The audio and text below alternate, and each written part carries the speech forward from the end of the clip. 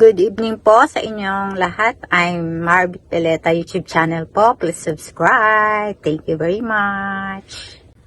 Alam nyo po, meron po akong topic ngayong gabi tungkol po sa isang babae na nakita ko po sa tawas.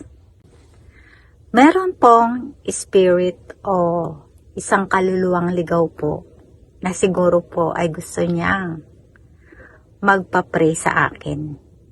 Kasi po, pag nagtatawas po ako ay tinatawag ko po ang mga kaluluwa na gustong ipag-pray sila.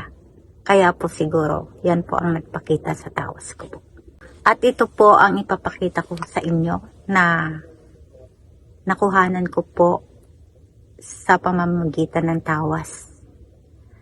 At yung picture na lang po ang pinapakita ko para madali pong maunawaan dahil pag sa egg at saka sa tubig po ay hindi nyo po talaga yan maintindihan. Dahil ang Holy Spirit po ang nagtuturo sa akin yan. Hinahanap ko po kung saan yun tinuturo niya at pinagpre-pray ko po sa isip ko po na ipakita niya po sa akin. At ito po yon. Kaya lang po, hindi po madali ang pagbabasa po. Dahil prinipray ko po na ituro sa akin ng Holy Spirit. At kahit nakatalikod po yung babae ay meron pong isang mukha. Meron po pa rin pong pinapakitang mukha.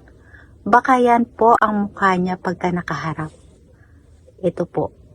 At pag nakatalikod po, ayan po. Mahaba po ang buhok niya. Ayan po liig niya, ulo. At ang mukha niya po ay nandito po. Ito po yung babae po na nagpakita po sa aking tawas. Ito po ang mukha niya po. Harap ko po. Hanggang dito na lang po at salamat po sa inyo. Bye-bye.